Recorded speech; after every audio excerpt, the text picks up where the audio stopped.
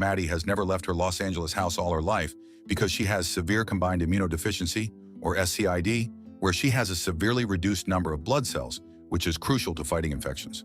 Living like it's 2020 quarantine, but for life, sounds depressing. For her, leaving the house is dangerous since simple viruses can kill her. A radiator sterilizes her clothes, and an airlock, an airtight sealed room, surrounds the front door of her house, so nothing can leak into the house when the door is open. She feels like an astronaut stranded in space, but the internet provides her with company and her needs, including education. She dreams of going out and enjoying the world outside, especially getting to enjoy the ocean. Maddy's mom, Pauline, is a doctor. She had figured out Maddy's condition when she couldn't gain weight as a baby and after she suffered 8 ear infections and 2 cases of pneumonia. She constantly monitors her health status and provides her medication, and she has built Maddy a sunroom so she can feel like she's outside. One day, a new family moves in next door. The son, Olly, who is around Maddy's age, sees Maddy looking out her window and waves at her. Maddy thinks he's fine. That night, while Pauline and Maddy are watching the movie Moonstruck, Olly and his sister Kara appear at their doorstep with a bundt cake and introduce themselves. Pauline politely rejects the cake, but thanks them for the gesture and welcomes them to the neighborhood. When Olly asks about Maddy, Pauline says she isn't home and closes the door. Maddy, who has seen the entire interaction through the video doorbell, smiles, goes to her room, which is across from Olly's, and waves at Olly, who waves back. Maddy tells her mom she wishes she knew what a bundt cake tastes like, and Pauline says it's dry like Pauline's bedroom exercise life. For a couple of nights, Olly and Maddy spend a few minutes in silent interactions, and he gives her his number by writing it on his window. They exchange names and get to know each other through text. The movie portrays their conversation in a diner, even though they're just texting. When Olly shares that they moved from Boston, but he's from New York and he wants to move back there, Maddy shares that she has always imagined herself working in a bakery in New York, like Nicolas Cage in Moonstruck.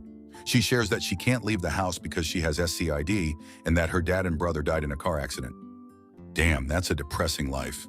Maddy asks Carla, her nurse of 15 years, to allow Olly to visit, granting that he'd decontaminate and sit far away from her. When Carla declines and says Pauline won't approve of it, Maddy suggests keeping it a secret from Pauline. Carla's daughter Rosa visits, and Maddy tells Rosa about her new crush. They kiki a bit before Rosa has to head home. While Maddy is in the sunroom, Olly visits. Standing outside, he connects his phone to her Bluetooth speaker, and he plays her a song.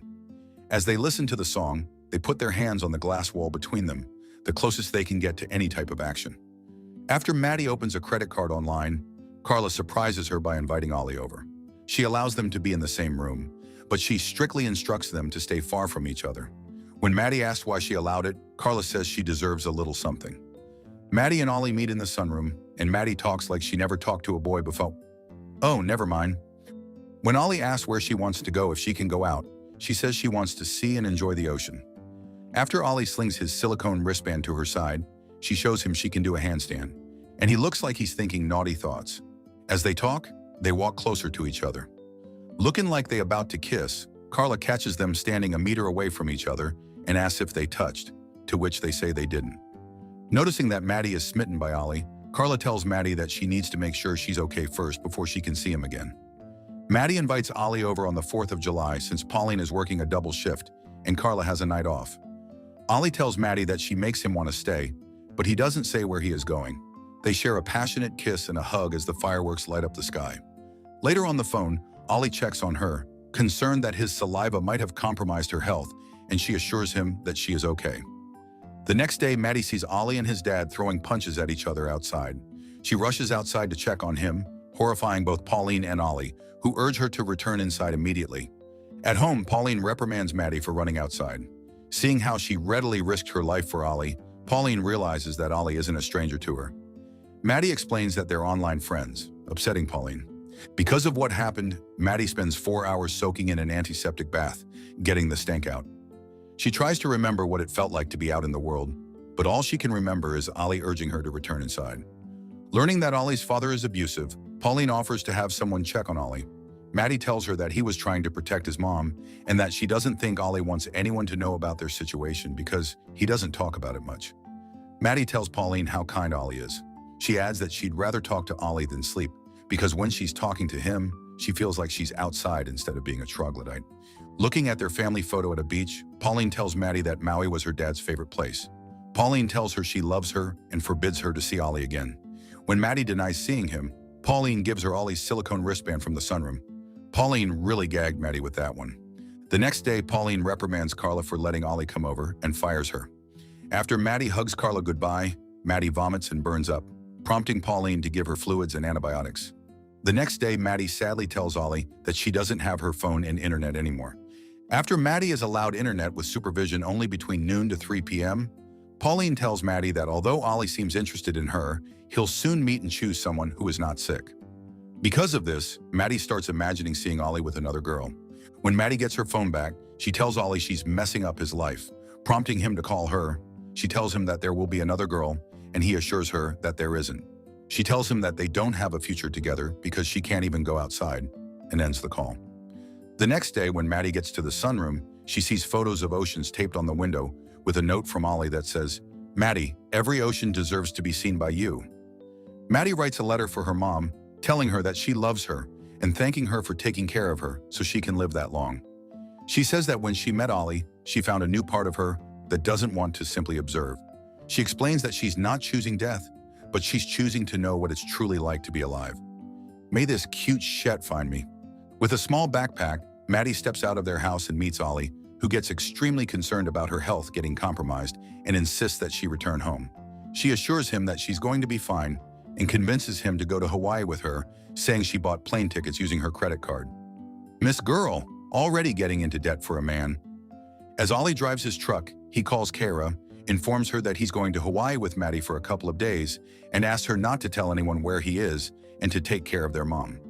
Maddy enjoys her first car ride and asks Olly to drive faster since he's only going 30. Then they hold hands as the plane takes off. Bringing her to a plane with a cesspool of germs is diabolical. When they get to Hawaii, Maddy is stunned upon finally seeing the ocean. Pauline finds Maddy's letter and talks to the police. She asks Kara where Olly and Maddy are, but she says she doesn't know. At what point would this be considered kidnapping? Olly and Maddy enjoy a romantic vacation, swimming, snorkeling, and cliff diving together. When Maddy asks why he's moving, Olly says his dad is not very good at staying employed, and his mom feels trapped. They declare their love for each other, share a passionate kiss, and make love. Girl did everything in one day. The next day, Maddy burns up and passes out, prompting Olly to rush her to the hospital. Her heart stops and starts again. When she wakes up, she finds herself back in her room at home, with Pauline taking care of her. Connecting online, Olly checks on her and says that he tried to visit, but Pauline wouldn't let him. Maddy apologizes for putting him in that terrifying situation and tearfully breaks off contact with him despite Olly begging her not to. One day, Maddy receives a message from Olly, but like the others he has sent before, she doesn't open it and deletes it immediately too. Later that night, she sees Olly getting into his truck.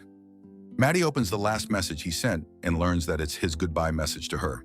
He informs her that he, Kara, and their mom are leaving and moving back to New York that night while their dad is out drinking.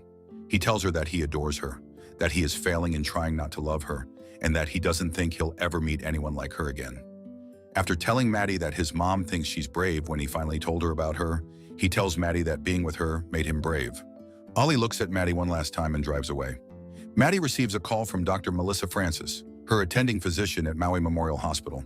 She updates her on her lab results, saying her myocarditis was caused by a viral infection, as she seems to have a very weak immune system. When Maddy explains that she has SCID, Melissa says she would have suffered more than myocarditis if she had SCID.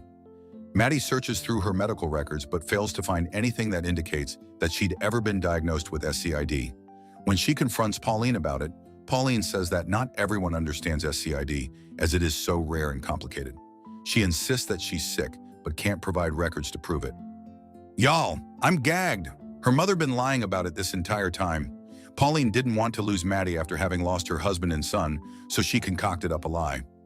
Upset about Pauline robbing her of her life, Maddy runs away from home, and she calls Carla, who takes her in.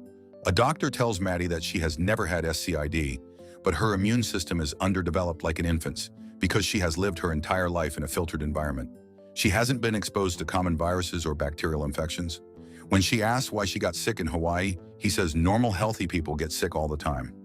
Much later, Pauline brings Maddy a bag of her things. She shares that after her dad and brother died, Maddy got so sick and she wouldn't breathe right. They had to stay in the emergency room for 3 days, but they couldn't figure out what was wrong with her.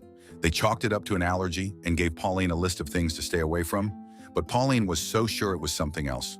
Pauline apologizes, tells her she loves her, and hopes that she still loves her too. She hugs and kisses Maddy and leaves.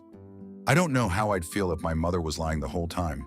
Maddy understands that Pauline was so afraid to lose her too after losing her husband and son, so she made herself believe that she was sick because she loves all of them very much. Maddy wants to forgive her, but all she can think about is everything she has missed.